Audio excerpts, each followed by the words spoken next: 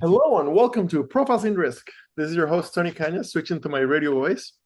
And today I have with me Greg Purdy, CEO at Rival Insurance Technology. And actually, well, first of all, Greg, thank you for joining me today. But I actually forgot I should have done this before we started recording. Here we go. It's my background for Canadian guests. There you go. So thank you for joining me today. How's it going? It's going well. Very pleased to be here. Nice Awesome. meeting you. Very, very good to meet you, and thank you for coming on the show today. Um, so on LinkedIn, you're listed as Oakville, Ontario. Yes, Uh, that's just outside of Toronto. it's as a Toronto area. All right.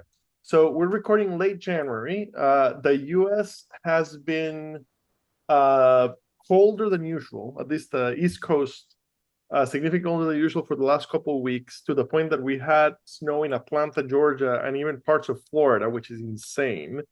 So that would lead me to believe that Canada is basically a winter frozen wonderland right now. Well, Toronto's interesting because we're right up against the lake, so we actually don't have much in the way of snow here at the moment, but it has been cold in the last couple of weeks. So we're on the other side. Buffalo's gets all the snow, and we get all the sort of dry winter weather. Okay. Okay. So you guys have been below zero for the last couple of weeks. Yeah, we have been. Okay. And then for our American listeners, that's below 32. Below. Below freezing. All right. So we always give the guest the chance to give the elevator pitch. What is Rival Insurance Technology? So Rival Insurance Technology is the relaunched version of a company that was previously known as Custom Software Solutions, CSSI. So we've actually been around for 30 years. We're pretty well established in the Canadian marketplace. We've got a nice sized customer base. We have a broker product, an MGA product, a quotation product, and then we have a small carrier product that takes CSIO or Accord transactions and converts them to a Guidewire format. So we relaunched as Rival a little over a year and a half ago because we saw that there was an opportunity to do something different and take advantage of the circumstances of the marketplace. So as you may gather from me, I'm old. I've been around a very long time. I've seen changes come and go in the insurance technology space.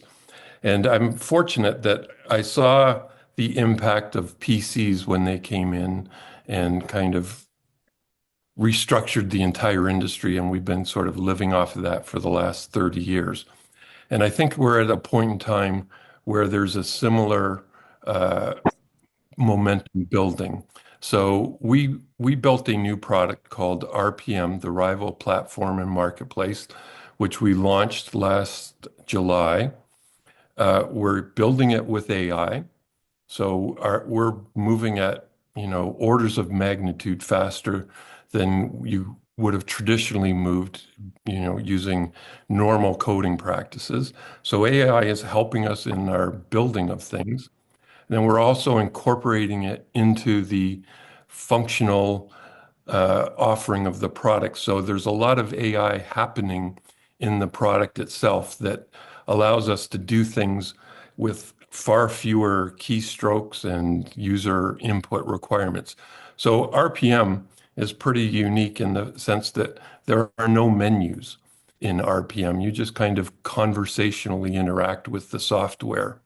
Um, so where our competitors all have menus across the top and down the side and across the bottom, and you have to learn how to navigate to get to some point. In RPM, you can just literally ask it what you want it to do, and it will take you directly to that spot. So that's one of the key advantages. And then the next one is we work with multiple different systems beneath RPM. So RPM sits on top of our own broker management product. It sits on top of our competitors' broker management products. We're able to interact with those solutions and pull data in and out of them. So we wanted to build something that would be very attractive to the largest agents and brokers in the world. We felt that they were experiencing some pain points that the traditional vendors have not been servicing. They're difficult to work with. It's very difficult to get access to your own data and control it. Um, Pricing is a challenge. It's very expensive. Um, and probably most importantly, if you're doing lots of acquisitions, the pace at which you onboard those new agencies and brokerages in is very long. Basically, if you go to your traditional vendor, they will say, buy our product, and you have to do a big bang kind of conversion, and you're off to the races. With RPM, you actually can control that process. So it's kind of like the lobster going into the water and turning up the temperature rather than dropping them in. So you just dial up the functionality that you want to perform in RPM. You can do all of the BMS stuff in RPM, or you can do as little as you want and use the underlying systems. So that allows an enterprise to have some agencies running our stuff or running our competitor stuff and still have an enterprise view of everything that's happening in the organization. So that's been very appealing to the very high end of the marketplace. And then we're making it about 30% less than our competitive products. So, when you're spending 10 or $15 million a year with a vendor and you've got an opportunity to shave $5 million off your maintenance fees, that's probably something you want to pay attention to. So that's getting us into the market today. All right, that was a lot. That's a long elevator ride we just went on. That I took copious notes. Uh, all right, all right. So basically, traditional uh custom software dedicated to the insurance industry company with 30 years of experience Yep, brings you in 18 months ago in order to relaunch the new brand. yep, Strong focus on the large broker MGA side. yep, Um, it can sit on top of traditional BMS for the American audience. That's the Canadian version of AMS, the broker management system. yep, Basically, where all your policies sit and all your clients sit, um, and you can interact with it via natural language, no menus. yep, I've got to say that out of 600 plus episodes, lately, all everybody talks about is AI. yep, Uh, but you're the first one to not have menus, or at least go out of your way to let me know that like this is completely you interact with it by yep, asking what you need, and it sits on top of your traditional yep, BMS. Also, the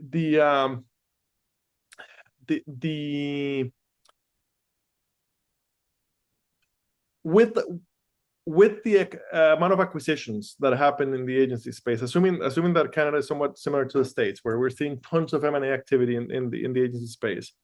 yep, Uh, and yes, those transitions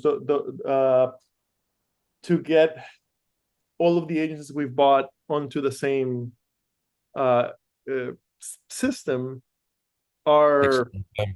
Painful too. painful, very, very painful. So even though I've never been through that intuitively, the the ability to regardless of which system, which agency it's on, be able to see the aggregate of Yep, all of them, that's super, super valuable for yes, large brokerages. So yep, that is very, very, very interesting. And then because it's a much more modern system, allows you to yeah. be 30% more cost effective than the traditional guys. Yeah, our development costs are entirely different. So I've been in this industry for a long time. I was the CEO of my largest competitors, Canadian and UK operations for 17 years. So I know what it it looks like to build uh, that product. It was actually being built when I was still there, so it's that old. Um, and to build something new, we were saying to ourselves, where's the world going? We need to build an application that's going to that point rather than where it is today. If we were going to rebuild the technology, we just didn't want to create a prettier version of what existed. We needed to have a functional improvement. So some of the feedback we get is, are those large brokers see maintenance fees increases every year. What they don't see is a productivity increase that is greater than those maintenance fee increases. So they're essentially paying more each year and getting less productivity. We needed to flip that upside down so that whatever the maintenance fees were going to be, there had to be a greater productivity gain available. And to do that, that meant you had to approach the UI differently, approach the database differently. Just you had to rethink the whole thing.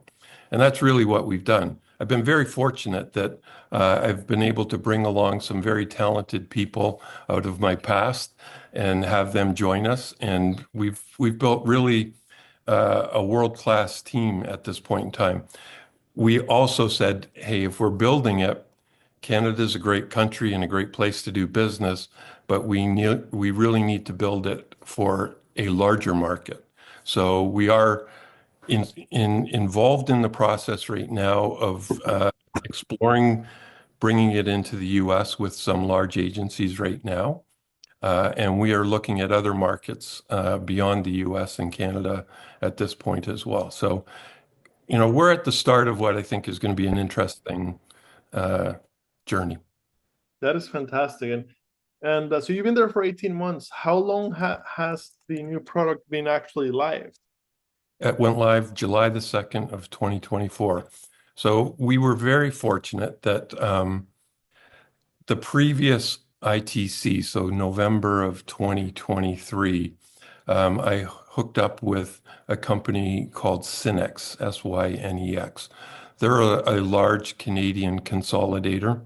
They're about $1.2 billion in premiums, 1,000 seats and 60 locations across Canada. We met them for the first time at ITC. 3 weeks later, I was in Quebec City giving them early looks at what the product was going to look like. And about 6 weeks after that, they signed a contract to go live in July of 2024. And they've been uh, enjoying RPM since that point in time. So we had a great business partner that we could work with. They could give us a lot of great feedback, and it gave us the security of knowing that what we thought the market needed was being validated by somebody actually using it. So uh, that was just in a nice spot. So we want to be different. So we're not trying to be, another version of uh, the traditional vendors. We don't want large brokerages so that they can be a trophy on our wall and we can say, here's all of our big customers.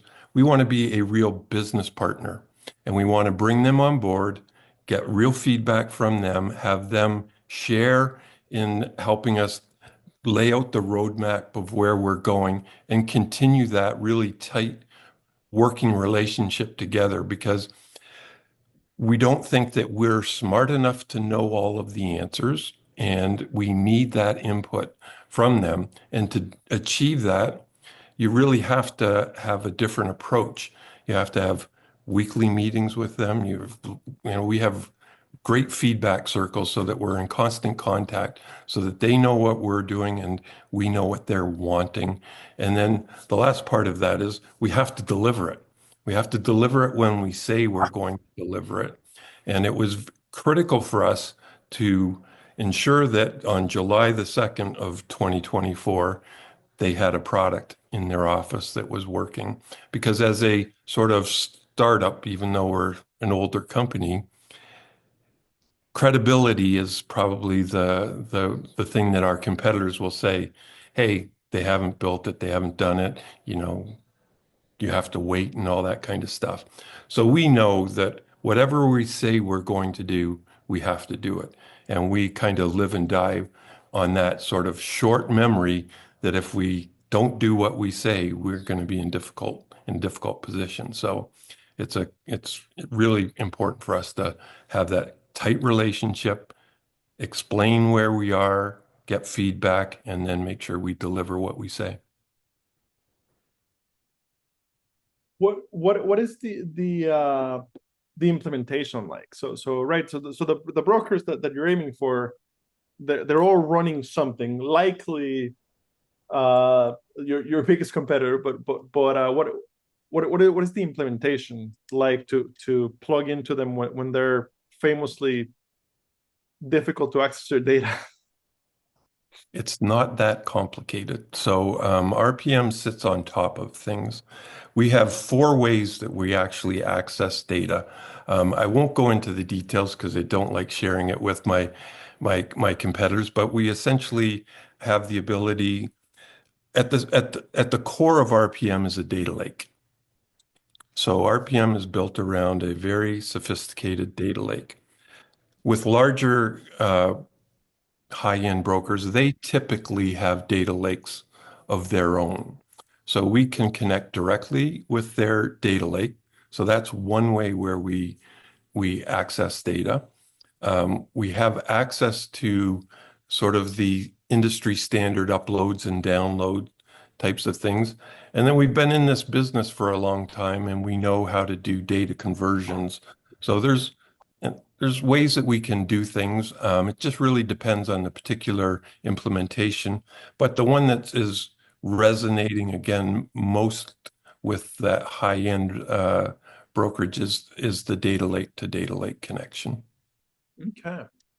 The functionality just sits on top. So the individual user is immediately available to use RPM, use the UI, and the UI takes care of connections back to the underlying systems. You can still go back into those systems if you want. So if there's something you think that other system does spectacular and you don't want to change it, you can keep using it. What you do get to do, though, is reduce your number of seats because you typically don't need to have the same number of seats of those underlying systems. So it's another way you can achieve some consolidation of your savings, of your maintenance fees. That is very interesting. Why does it end up resulting in needing fewer licenses? So um, you can use RPM to do a lot of the work. So you can do your quoting, your customer activity policy level stuff.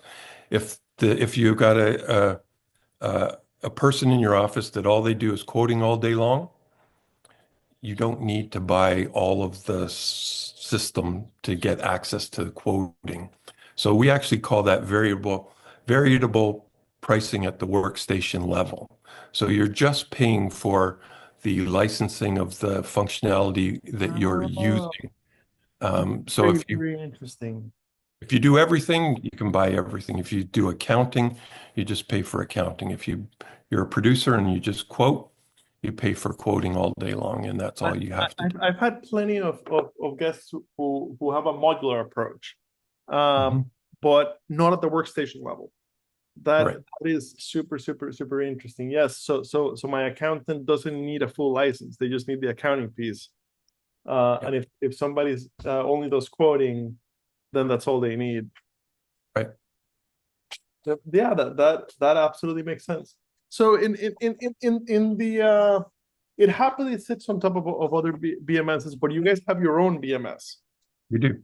Over time, I'm guessing for most clients, it'll probably make sense to fully transition to. So the roadmap that we've laid out is so even our own BMS, um, all of that functionality is being migrated completely into RPM so that you won't actually need to have an underlying BMS at some point in time.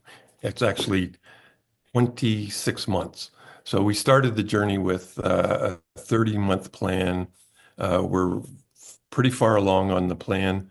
It's less than 26 months. My math is wrong. Um, so we it's for people that are old and understand Star Trek, this reference, it's kind of like the Borg. It just consumes the underlying software, and it's just natively available in RPM. So you actually don't have to have a BMS because we're moving accounting and all that stuff directly into RPM, so it's just natively available.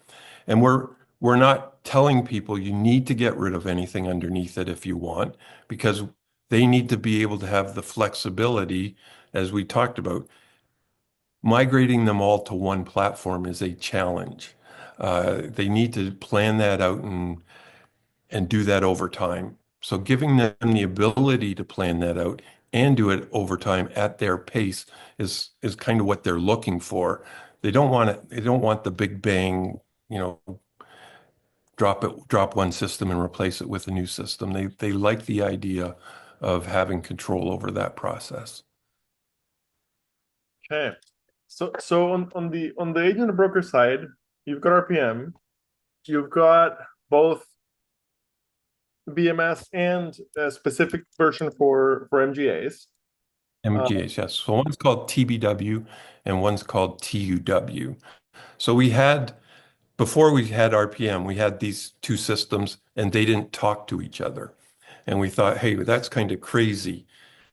MGAs sell products to retail brokers. They should be able to exchange information as data as opposed to emails and back and forth. So RPM, our earliest versions of the problems we were trying to solve with RPM was literally connecting MGAs and retail brokers together. So we've done that. So the M in RPM is marketplace. So when you're a broker and you're going in, you're a retail broker and you're looking for hole-in-one insurance, you can go into the marketplace, get a list of all of the MGAs that have a product available for the geography that you're looking for, select them. You can do the submission, send them the information. We eliminate the back and forth of emails. It's data that we're sending. We don't have that quite finished yet. We've got the connection part done, and we're in the process of converting it all to data. But even that connection part was a big win for the retail brokers. And on the MGA side, they now have a distribution network that they were, manually trying to build up. Now they've actually got a technology infrastructure that they can connect to. Fantastic. Yeah, on the MGA side, famously manual technology, basically. So that's a huge step forward for them. Then you've Yeah. got the rating and quoting side, right? Our quote and IntelliQuote. Um, Yep. are how are those two different from each other? So IntelliQuote is the product that belongs in the TBW and TUW product, and our quote. So I might have got confused there. IntelliQuote belongs in the legacy products, and our quote belongs in RPM. So they both do the same functionality, but RPM has the UI of RPM. So it's a much faster, slicker, easier way to interact with the quotation software. Okay. So what about the carrier side? Okay, so you've got all this for the agency, and then you've got our Connect to deal with the carriers. What is our Connect? So as I said, it receives in Canada the CSIO standard transactions and then reformats them into Guidewire. So we've got a half a dozen carriers that use that software solution to take applications in and drop them into Guidewire. Okay, so it facilitates that data moving around without the usual painful Yeah, PDFs, Excel files, and all yeah, that. yeah, yeah. There are other products that compete with that, so that's a competitive spot. And large carriers have built out their own versions of those things, but for smaller mid-sized carriers, what we have is a good fit. Okay, fantastic. Um, what is coming down the development pipeline for the rest of 2025 that you haven't mentioned yet that you can already talk about? That you're excited So about? I alluded to the fact that we had a development roadmap. We looked at, historically, we were looking for metaphors that we could use to explain what we were doing. And we said, what was one of the most complicated things humans have ever done? And that was putting somebody on the moon, putting a man on the moon. So we've named our development processes um, Mercury, Gemini, and Apollo. So we are finishing up the Mercury phase, which that's getting all of the sort of functionality, the plumbing sort of things in place with some of the real value proposition. The Gemini phase is where we are replacing all of the broker management functionality. And then the Apollo phase is where we're completing the AI work for the both of them. We have AI in all of the pieces, but in Apollo, that's the sole focus of what we're doing is AI.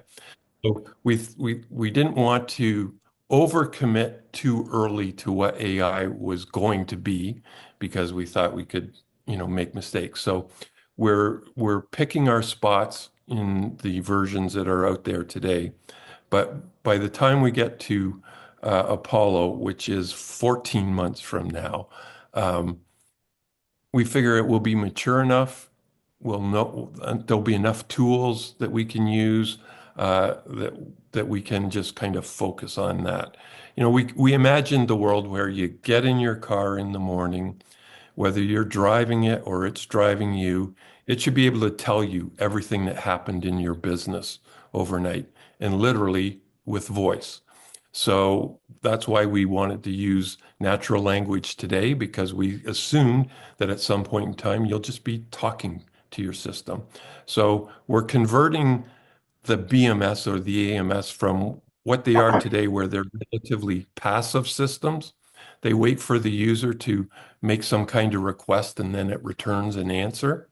We want them to be an active system where it's anticipating and giving you information and doing things that you shouldn't have to tell it to do and just tell you that it's done it.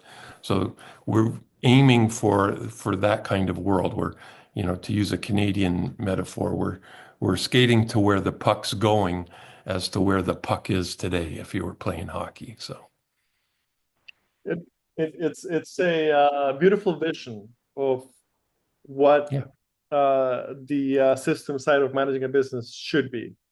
yeah. We think it's about time. When we started talking about, hey, getting in your car and it talking to you, when we started saying that 14 months ago, people kind of looked at us like, hey, that sounds a little wild and weird. But you can now do that with your iPhone and you can do that with some of the peripheral technology. So we weren't far off when we started, and we're pretty confident that it will be available. We're already talking to a vendor to provide it, so it will be available in a not very distant future. Awesome. Very, very, very interesting. I've had plenty of guests who are working on uh, BMSs or yeah, whether replacement or augmenting and Yeah, you've made the case for the coolest sounding one. Uh, yeah. We there's a lot of stuff happening, and there are a lot of applications that are appearing that are kind of designed to make up for the weaknesses in the current solutions. And we said there's a bigger play here. You can actually replace those systems. So the last thing I would say about it is, we looked at the world and said, look, we're a smaller vendor. Typically, you would expect the bigger vendor to see what the smaller vendor does, kind of copy it, reduce their price, put the smaller vendor out of business. Well, we think that the ownership structure of those larger vendors will be very unreceptive to them shaving 30% off of their annual revenue to come down to compete with us. So we think they're kind of in a difficult spot. They're going to have to make some decisions about their future if they want to really compete with us. That's why when I said I'm old at the start, there's some things at play here that make it really a window of that's open for somebody to come in. We think our competitors are kind of brittle. They look very strong and very big and very dominant, but if you push them in the right spots, I think that they're vulnerable. We're being careful here, not to use names. Uh, Yes. uh, they, they're large, Mhm. and dominant's a good way to put it. They're not widely liked. No. Right? Like I've seen this both in the US and Canada. Uh, Huge numbers of agencies are on the same systems, Yep. and they you never run into agents that love their AMS, or No. in the case of Canada, BMS, right? Yeah. Uh, and Yeah, it's a true innovator's dilemma Yeah, for large publicly traded it is. stable companies. It is. Uh, It is. It's very, very difficult. And those, brokers of all size. So even if they are all using the same solution at the moment, they don't feel that they can have a unique competitive advantage. They're all stuck with the same car with the same engine that only goes that fast. And they're very restrictive about how you can modify them. The rival platform and marketplace is an open architecture. We we support and encourage third-party applications. So you can pick and choose your own uh, technology recipe that gives you your own special version of your technology stack, which allows them to be unique and different from each other. If you want to spend a ton of money on one area and you want to build your own thing, go for it. We'll allow you to integrate with that and be very receptive. We're not going to come up with prohibitive and preventative pricing mechanisms to keep you out. we won't charge you to access your data, which is one of the chief Not going to complaints charge you that you taxes. hear all the time. No. All right. Greg, thank you very much for your time today. Very, very exciting stuff. Look forward to have you back on the show in a year or two when you're Yep. widely deployed, uh, Yep. and see how things have evolved. When this goes live, I'll tag both you and the company on LinkedIn. Great. Uh, Thank you so much for your time today. I appreciate you having me on today. I enjoyed the conversation. The next time I'm on, we can have a Canadian and US flag behind me.